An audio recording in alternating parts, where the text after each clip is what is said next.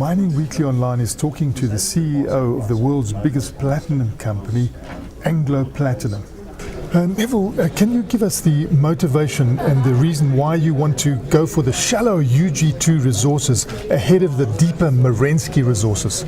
The deep Merensky resources would require tier 3 and tier 4 shafts to go very deep. The cost of mining at that depth will increase because of the distance travelled and the cost of refrigeration and all of those other good things. And we have, over the past many years, had a extract Merensky strategy, which has resulted in UG2 being left shallow and at surface. So what we've done is we've looked to improve our mining costs, which takes care of the lower grade that UG2 presents, and we've looked at increasing the efficiency of processing UG2, especially in the concentrating phase. Now that puts us in a position to go back to surface and with very little capital access huge UG2 reserves and resources. That will significantly change our capital position going forward. The next point that we talk to is Mogalakwena. It's an open pit mine. It has a very, very long life, depending on how you look at it, 50, 100, maybe 150 years of resource. And we think that there's an opportunity there to increase the production, maybe reduce that extraordinary long life. But what we will be doing is focusing on the low-cost ounces close to surface, very little capital risk, and actually very low-risk projects. Moving on, we look at Unki, which is our second biggest ore body that we mine. We think that we have an organic growth opportunity there where we can accelerate from the phase 1, we can go straight into phase 2, phase 3, maybe even phase 4, and these are low-cost ounces, again with relatively low capital. And then later on, we look at the eastern limb in the medium term, and we look at the very deep shafts much later.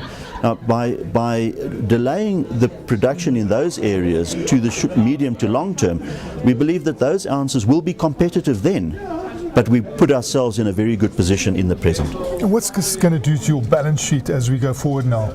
Well, we restructured our balance sheet so that we would be low on debt, and we put ourselves in a position to be able to spend capital through difficult economic times.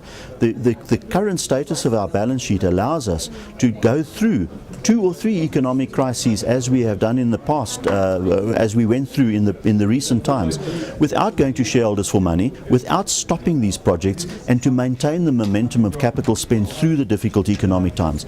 We don't believe that this has ever really been achieved successfully in the past, and we believe that by achieving this, we will put ourselves in a continually improving position in the market. And could you elaborate on no incentive to spend capital at this point in time?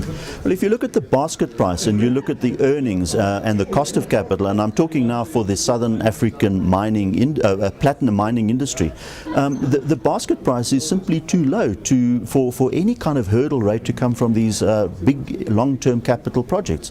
And so I think at the current level, the industry is disincentivized from expanding their capital program. We've been in a fix-it mode for the past 3 years. It's very important that we entrench this, the behavior and the way of doing things that we have achieved over the past while into our business, to make sure that, you know, when we look forward to improving or growing the business, that we don't slip on the work being done to keep our assets sort of optimally utilized. The overall picture of the market continuing to grow at about 4% and supply slightly under that. Do you think you'll grow your market share? Yes, we think that we will be in a position to be able to grow our market share. We are busy doing work on that at the moment, and we will be clearer on how much we think we can improve our market share in time.